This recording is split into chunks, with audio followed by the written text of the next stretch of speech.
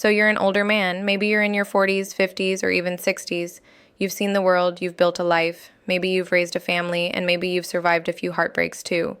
Then she appears, a younger woman, vibrant, full of fire, a little wild, a little mysterious.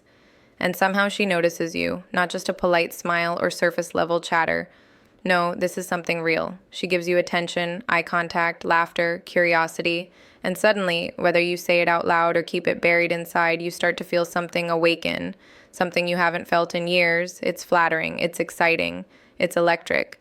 But this right here is where most men fall hard, because there's a very specific shift that happens when an older man becomes drawn to a younger woman. He forgets something vital. He forgets that he is already complete.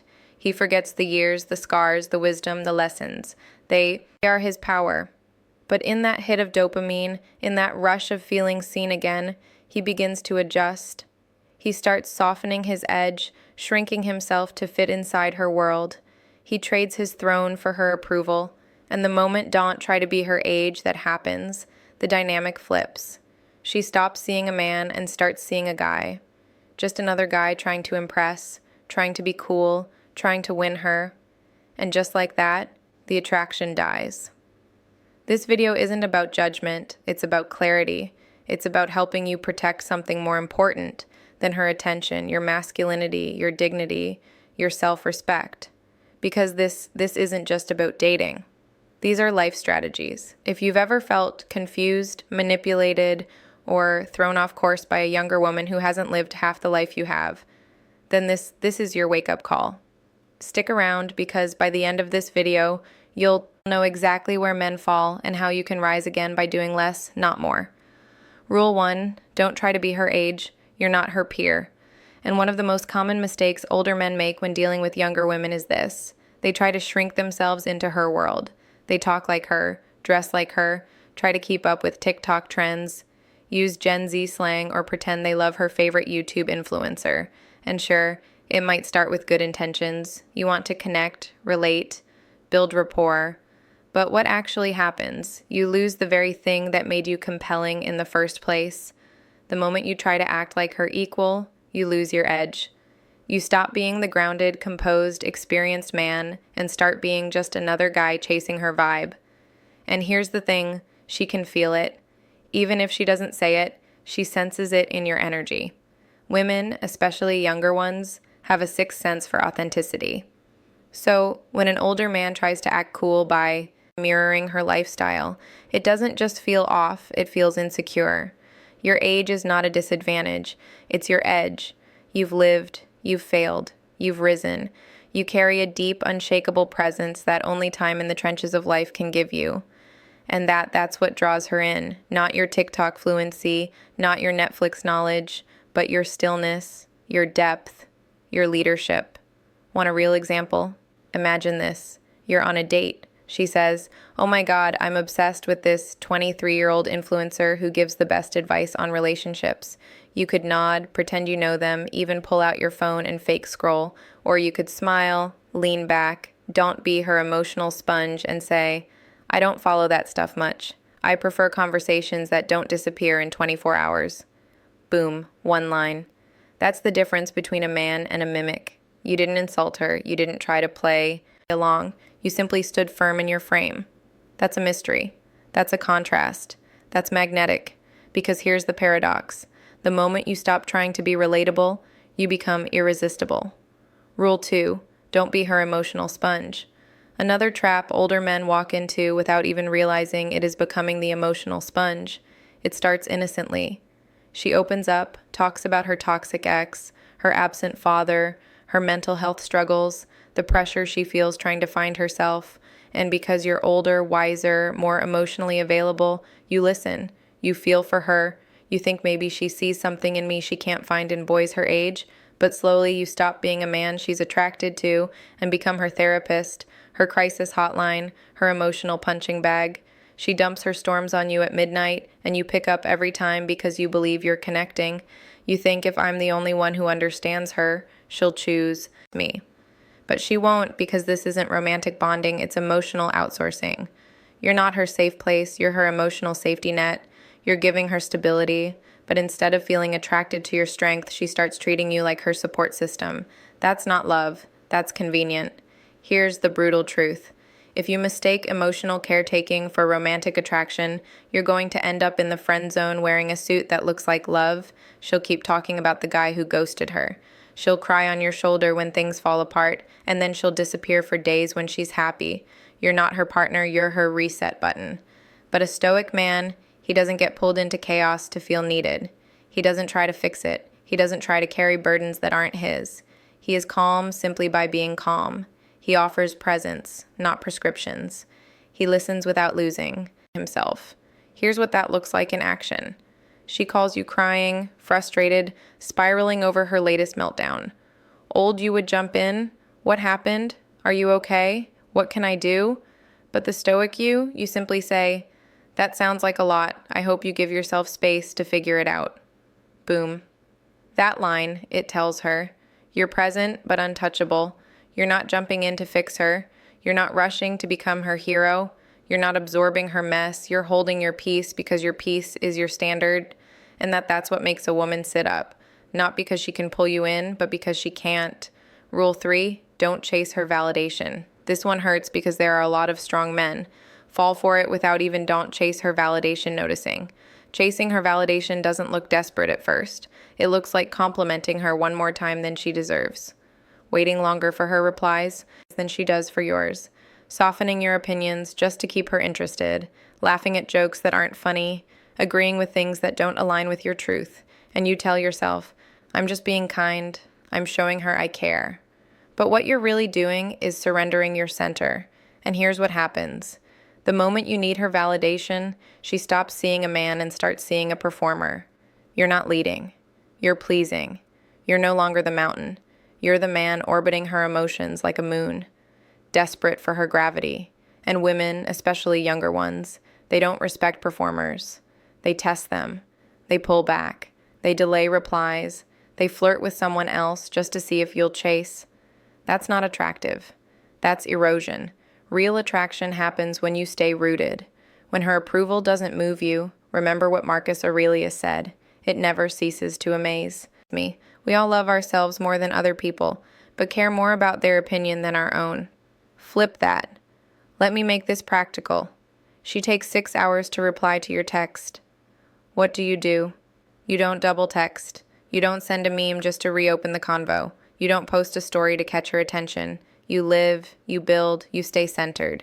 If she comes back, great. If she doesn't, better, because either way, you didn't compromise your edge. Story time. Tom's wake-up call. Let me tell you about Tom. Tom's 48, divorced, built his own business. I met a 28-year-old. She was electric, curious, gorgeous. He was hooked. At first it was great, but don't try to impress her slowly. Tom started adjusting. He began planning elaborate dates just to impress her, complimenting her constantly, avoiding certain topics just to keep things smooth, rewriting parts of himself bit by bit. And guess what? She started pulling back, less responsive, less engaged, less respectful, until one day she said it. I just don't feel that spark anymore. But what she really meant was, you lost your edge. Here's the twist. Tom didn't beg. He didn't chase. He rebuilt. He started training again, expanded his business, reconnected with his mission. He stopped performing and started leading. 3 months later, she reached out again. But this time, it was different because he was different. He wasn't trying to win her anymore. He didn't need her attention. And that energy, she felt it instantly. Rule 4, don't try to impress her. Lead instead. Let this sink in. You're not here to impress her. That one sentence, if truly understood, will protect you from years of confusion, rejection, and emotional exhaustion. But most older men, they forget because everything in modern dating tells you the opposite. Flashy dinners, clever texting games, changing your entire tone just to get a second date. What can I do to make her like me? Wrong question.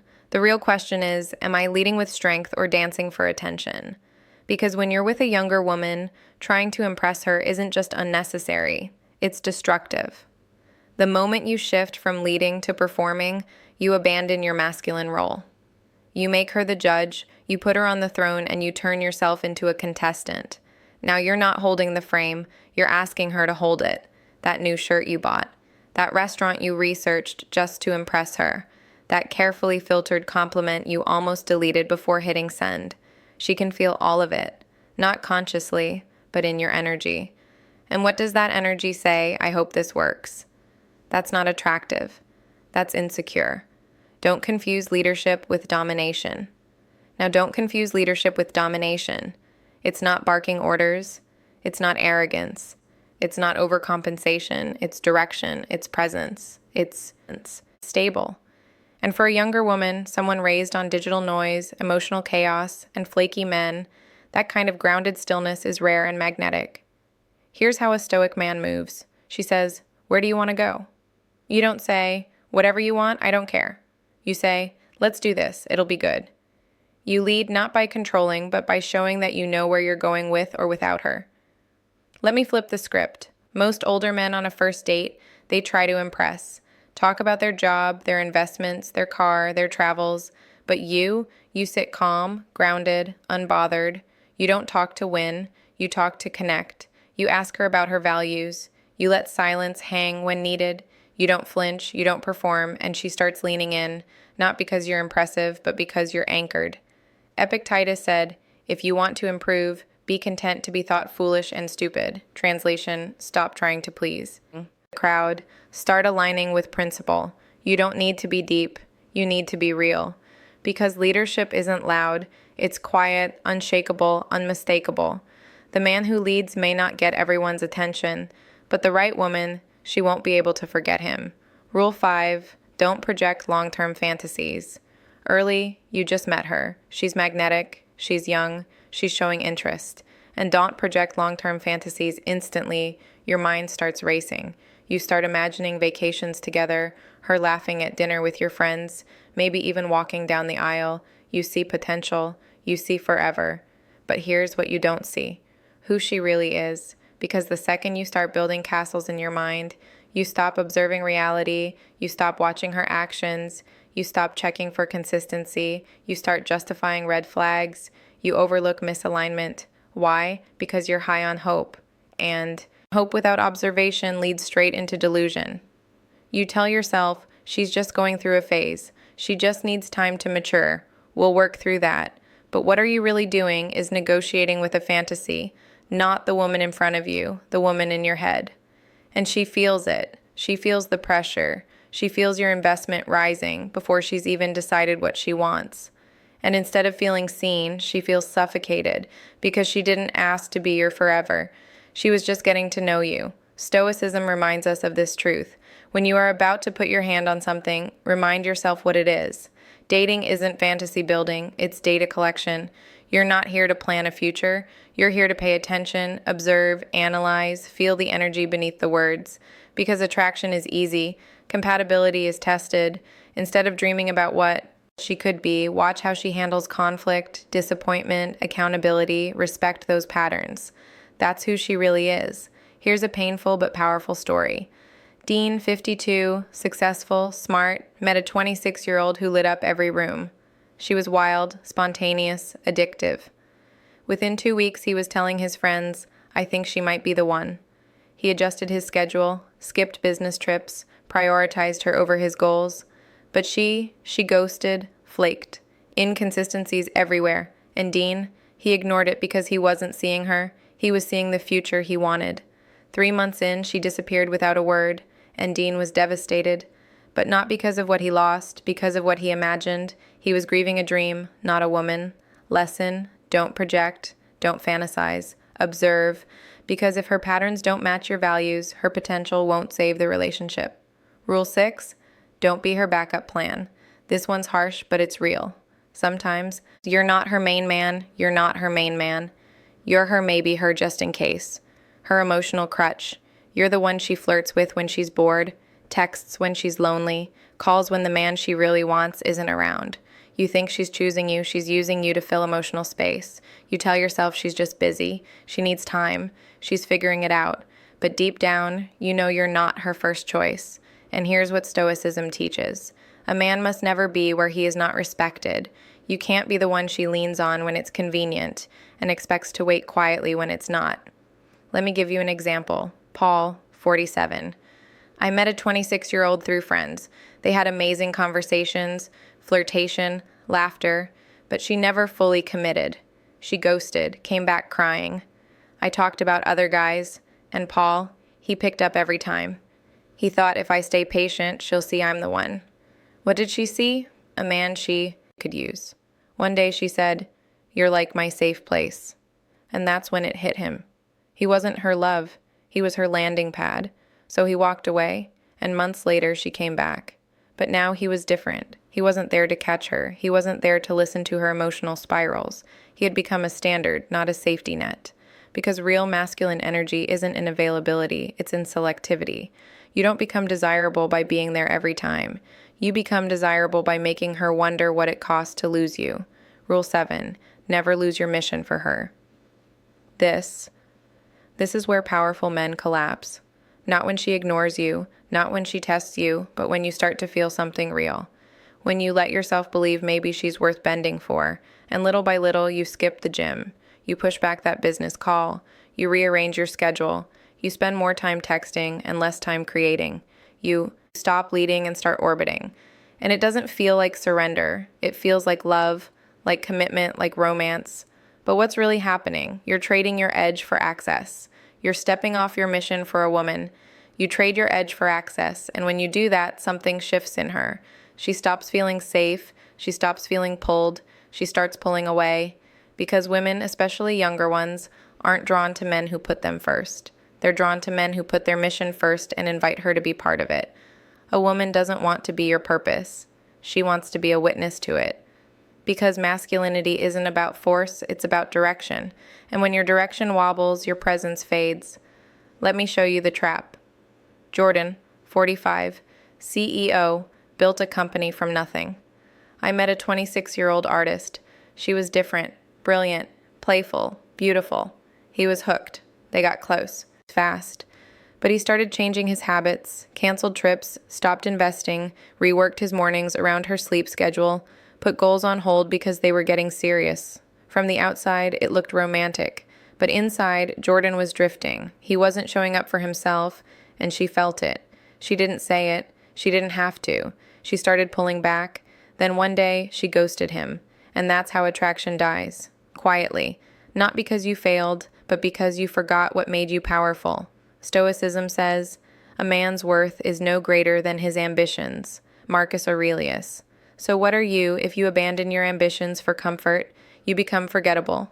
You lose your mission. You lose her respect. And eventually you lose yourself. Never forget. A man on fire never runs out of options. A man who gives up his fire for comfort, he runs out of himself. So wake up early, build your empire, train your body, execute on your code, speak your truth, even if it shakes her. Let her feel the gravity of a man who does not bend for affection. Rule 8, be the rock, not the puppet. Let's get this straight. She doesn't want you to bend. Even when she tests you, even when she pulls away, even when she gets moody, sarcastic, or emotional, what is she really doing? She's trying to shake you. She wants to see, is this man solid, or does he break under pressure? If you flinch, if you chase, if you change your truth to fit her emotional moment, then you're not a rock. You're a puppet. And no woman, you're a puppet, especially not a younger one, wants to fall in love with a puppet. Here's what most men don't understand. She might say you're too stoic, too cold, too unreadable. But deep down, that stillness is what makes her feel safe. She wants your frame to hold even when she storms. Let me show you what that looks like. Drew, mid-50s, grounded, sharp, recently divorced. I started dating a 25-year-old. Things were smooth at first, but then the test came. She'd flirt with other guys in front of him, critique his clothes, say things like, "You'd be hotter if you dressed younger." Old Drew would have shifted, bought new jeans, laughed along to avoid friction. But this Drew, he smiled and said, "That's funny. I like the way I move." He didn't flinch. He didn't snap. He didn't defend. He stood his ground, and what happened? 2 days later, she asked to see him again. Not because he agreed, but because he didn't. She realized this man won't dance for me. He stands for himself, and that's where trust begins. Because here's the truth. Women don't trust the men they can control. They trust the men who can't be moved without principle. That's stoicism. Calm, composed, commanding, not reactive, not emotional, not approval seeking. That's the man who leaves a mark. Rule 9. Stop buying her time. Start commanding it. This one's hard to say, but you need to hear it. You don't buy a woman's attention. Not the kind that matters. Not the kind that lasts. You command it. But many older men still believe this lie. If I offer enough money, comfort, effort, she'll stay. So they overextend. Fancy dinners, endless compliments, emotional therapy sessions, texts with no reply. They spend everything trying to keep her close. But that energy, it tells her, I don't think I'm enough. I think I need to earn you. And when she feels that, she might stay, but not out of desire, out of convenience. But a younger woman doesn't want a sponsor. She wants a signal. A signal that your time, your attention, your energy, they aren't cheap. And they can't be bought. They must be deserved. Marcus Aurelius said, waste no more time arguing what a good man should be. Be one. Same thing here. Stop trying to convince her you're valuable. Just be valuable. Let me tell you about Dan. Dan, 50. You're valuable, met a 27-year-old at a conference. She was fiery, high energy, used to attention. Most men threw money and praise. Dan didn't. He set clear plans, didn't chase replies, didn't overextend, didn't fold under delay. At first, she tested him, took forever to respond, got snarky, played distant. And Dan stayed unbothered, staying present, stayed unavailable to nonsense. And slowly she started chasing his time.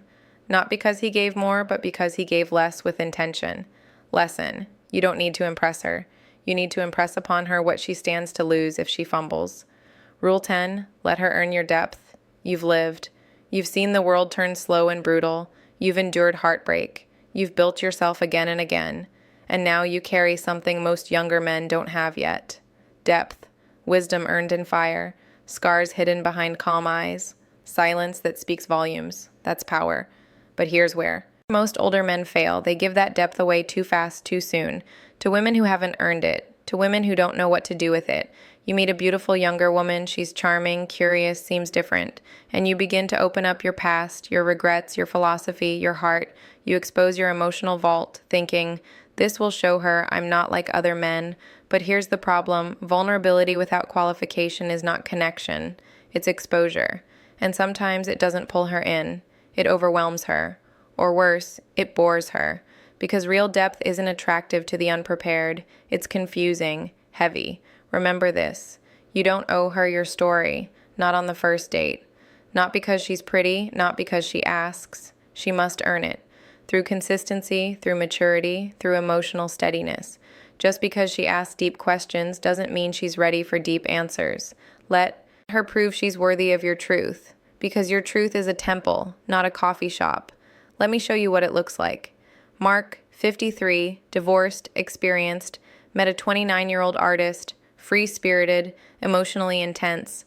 On their first few dates, she kept asking, tell me your biggest heartbreak. Do you believe in soulmates? Have you ever cried in front of someone? She was diving deep fast, but Mark didn't. Not because he was cold, but because he was watching. He smiled, redirected, and instead of answering, he asked her, how do you handle criticism? What happens when you don't get your way? He didn't give her a story. He gave her a mirror, and over time, she revealed more about herself than she realized.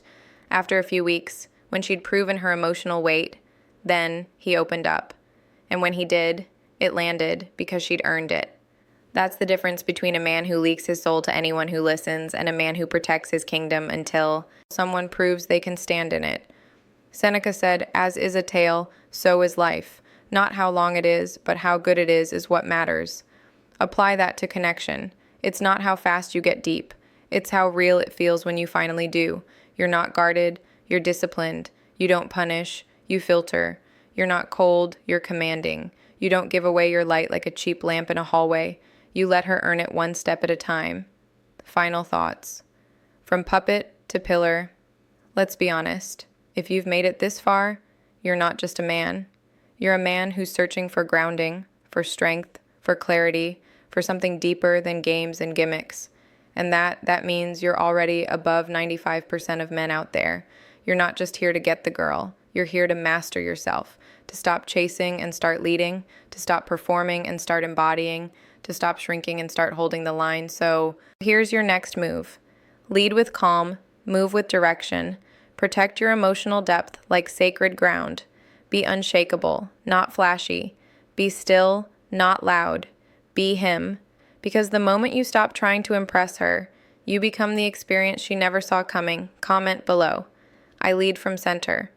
If you're done performing and ready to live from the truth, subscribe to the channel, not just for dating advice, but for mastery, mindset, and masculine clarity.